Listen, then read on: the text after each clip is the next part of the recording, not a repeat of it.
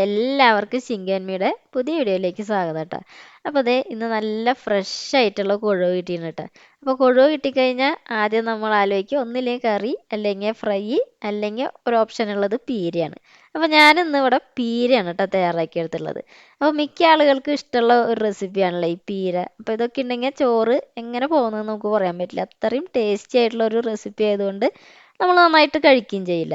അപ്പോൾ ഈ ഒരു റെസിപ്പി കുറച്ച് വ്യത്യസ്തമായ രീതിയിൽ എങ്ങനെ തയ്യാറാക്കി എടുക്കാമെന്ന് നോക്കാം കേട്ടോ. അപ്പോൾ ഇതാണ് ഇന്നത്തെ നമ്മുടെ വീഡിയോ. അപ്പോൾ ഇഷ്ടപ്പെടുകയാണെങ്കിൽ ഒന്ന് സപ്പോർട്ട് ചെയ്യാനും കൂടി മറക്കരുത് കേട്ടോ. അപ്പോൾ നമുക്ക് വീഡിയോയിലേക്ക് കിടക്കാം. അപ്പോൾ അതെ ഇതിനായിട്ട് ഞാനിവിടെ കുറച്ച് ഇൻഗ്രീഡിയൻസ് എടുത്ത് വെച്ചിട്ടുണ്ട്. ചെറുള്ളി ഉണ്ട്, പച്ചമുളക്, ഇഞ്ചി, വെളുത്തുള്ളി, കറിവേപ്പില, അതുപോലെ തന്നെ കുടംപുളി. പിന്നെ ഇതിലേക്ക് കുറച്ച് നാളികേരം. അപ്പോൾ ഒരു കപ്പ് ചെരുകിയ നാളികേരം കൂടി ഇതിലേക്ക് എടുത്ത് വെച്ചിട്ടുണ്ട് കേട്ടോ. ഇനി നമുക്ക് ഇതൊക്കെ ഒന്ന് അരച്ചെടുക്കണം. അപ്പോൾ ആദ്യം തന്നെ ഇതിനൊരു മിക്സിയുടെ ജാറിലേക്ക് ഇട്ട് കൊടുക്കാം. അപ്പോൾ നാളികേരം ഇട്ട് കൊടുത്തതിന് ശേഷം ഇതിലേക്ക് നമുക്ക് ചെറുള്ളിയാണ് കേട്ടോ ഇട്ട് കൊടുക്കുന്നത്. അപ്പോൾ ഞാനിവിടെ ഒരു 5-8 ചെറുള്ളി എടുത്തിട്ടുണ്ട്. അപ്പോൾ അത് ഇതൊന്നിലേക്ക് ഇട്ട് കൊടുക്കാം. പിന്നെ 3 പച്ചമുളകാണ് കേട്ടോ.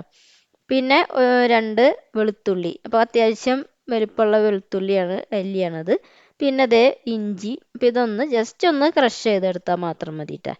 പിന്നെ കൊഴുവ, നല്ല കൊഴുവ, ഫ്രഷ് ആയിട്ടുള്ള കൊഴുവയാണ്. അപ്പോൾ അതും ഇവിടെ നന്നായിട്ടൊക്കെ ക്ലീൻ ആക്കി എടുത്തിട്ടുണ്ട്. ഇനി നമ്മളൊരു ചട്ടി ചൂടാക്കാൻ വെച്ചിട്ടുണ്ട് കേട്ടോ. അപ്പം അതിലേക്ക് വെളിച്ചെണ്ണ ഒഴിച്ചു കൊടുക്കുക. അപ്പോൾ ഇവിടെ ഒരു 2 ടീസ്പൂൺ വെളിച്ചെണ്ണയാണ് ഒഴിച്ചിട്ടുള്ളത്. അപ്പോൾ അതൊന്ന് ചൂടായി വരുമ്പോൾ കടുക് ഇട്ട് കൊടുക്കുക കേട്ടോ. അപ്പോൾ അതും കൂടി നന്നായിട്ടൊന്ന് പൊട്ടി വന്നതിന് ശേഷം നമ്മൾ ചെറുള്ളി അരിഞ്ഞൊഴിച്ചത് ആഡ് ചെയ്ത് കൊടുക്കാം. അപ്പോൾ ഇത് ഒന്ന് വഴണ്ടി വരാനായിട്ട് കുറച്ച് ഉപ്പും കൂടി ഇട്ട് കൊടുക്കുന്നുണ്ട്. അപ്പോൾ എന്നിട്ട് നന്നായിട്ട് തന്നെ ഒന്ന് വഴറ്റിയെടുക്കണം കേട്ടോ. അപ്പോൾ ഞാനിവിടെ ഒരു 10-15 ചെറുള്ളി എടുത്തിട്ടുണ്ട്. പിന്നെ ഇതിലേക്ക് കുറച്ച് കറിവേപ്പില. അപ്പോൾ അതൊക്കെ ഇട്ടിട്ട് നന്നായിട്ട് തന്നെ ഒന്ന് വഴറ്റിയെടുക്കണം. അപ്പോൾ ഇതിൻ്റെ കളറൊക്കെ മാറി നല്ല ഗോൾഡൻ ബ്രൗൺ കളറാവും. അപ്പോൾ അതിലേക്ക് നമ്മൾ നേരത്തെ തന്നെ ജസ്റ്റ് ഒന്ന് ക്രഷ് ചെയ്ത് വെച്ചിട്ടുള്ള തേങ്ങയൊക്കെ ഉണ്ടല്ലോ, അതും കൂടി ഇതിലേക്ക് ഒന്ന് ഇട്ട് കൊടുക്കാം.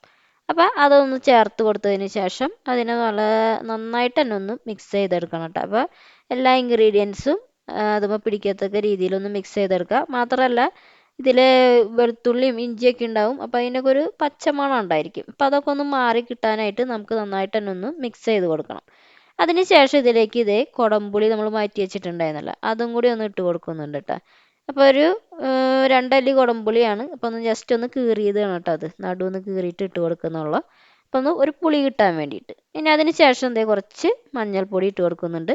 അതുപോലെ തന്നെ കുറച്ച് മുളക് പൊടി. അപ്പോൾ ഒന്നില്ലെങ്കിൽ സാധാരണ മുളക് പൊടി ഇടാം, അല്ലെങ്കിൽ കാശ്മീരി മുളക് പൊടി. അപ്പോൾ ഏതാണെന്ന് വെച്ചാൽ നിങ്ങൾ ഓപ്ഷൻ നിങ്ങളനുസരിച്ചിട്ട് ഇട്ട് കൊടുത്താൽ മതി.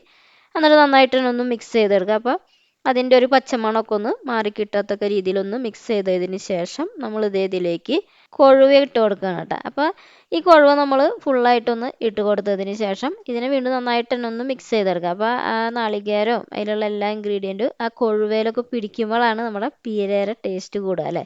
അപ്പോൾ അതും കൂടി നന്നായിട്ടൊന്ന് മിക്സ് ചെയ്തതിന് ശേഷം ഉണ്ടല്ലോ, ഇതിലേക്ക് നമ്മൾ കുറച്ച് ഉലുവ ഉണ്ടല്ലോ അതിൻ്റെ പൊടി ഒന്ന് ഇട്ട് കൊടുക്കുന്നുണ്ട് കേട്ടോ. അപ്പോൾ വളരെ കുറച്ച് ഇട്ട് കൊടുത്താൽ മതി, അധികം ഇടരുത്, കഴിക്കും. അപ്പോൾ അതുകൊണ്ട് ഇത്തിരി ഇട്ട് കൊടുക്കാം. അതുപോലെ തന്നെ ഉപ്പും കൂടി ഇട്ട് കൊടുക്കുന്നുണ്ട് കേട്ടോ. അപ്പോൾ ഇനി ഉപ്പൊക്കെ ആവശ്യാനുസരണം നമുക്ക് ഇട്ട് കൊടുക്കാം. അപ്പോൾ ഇതൊക്കെ ഇട്ടിട്ട് നന്നായിട്ട് തന്നെ ഒന്ന് ഇളക്കി കൊടുക്കുക. അതിന് ശേഷം ഉണ്ടല്ലോ ഇതിലേക്ക് നമ്മളുണ്ടല്ലോ കുറച്ച് വെള്ളം, ഒരു 1/4 കപ്പ് വെള്ളം ഇതിലേക്ക് ഒന്ന് ഒഴിച്ചു കൊടുക്കുന്നുണ്ട്. അങ്ങനെ ആ വെള്ളം കൂടി ഒഴിച്ചു കൊടുത്തിട്ട് നമുക്കിതൊന്ന് അടച്ചു വെച്ചിട്ടൊന്ന് വേവിച്ചെടുക്കണം കേട്ടോ. അപ്പോൾ ഞാനൊന്ന് അടച്ചു വെച്ച് വേവിച്ചെടുക്കുകയാണ്. അങ്ങനെ കുറച്ച് സമയമൊക്കെ കഴിഞ്ഞിട്ടുണ്ട്. നമ്മുടെ വെള്ളമൊക്കെ വറ്റി, പീരയിലത്തെ വെള്ളമൊക്കെ വറ്റി വന്നിട്ടുണ്ട് കേട്ടോ. ഇതൊന്ന് മിക്സ് ചെയ്തെടുക്കാൻ കണ്ടോ, വെള്ളമൊക്കെ വറ്റി നല്ല കറക്റ്റ് പരുവത്തിൽ നമുക്ക് പീര റെഡി ആയിട്ടുണ്ട്. ഇനി ഇത് ഉപ്പൊക്കെ ഒന്ന് ചെക്ക് ചെയ്ത് നോക്കുകയാണ്. അപ്പോൾ കുറച്ച് ഉപ്പിൻ്റെ കുറവും കൂടി ഉണ്ട്. അപ്പോൾ നമ്മളൊന്ന് എക്സ്ട്രാ ഇത്തിരി ഉപ്പും കൂടി ഇതിലേക്ക് ഒന്ന് ഇട്ട് കൊടുത്തിട്ട് വീണ്ടും നന്നായിട്ട് തന്നെ ഒന്ന് മിക്സ് ചെയ്തെടുക്കാം കേട്ടോ.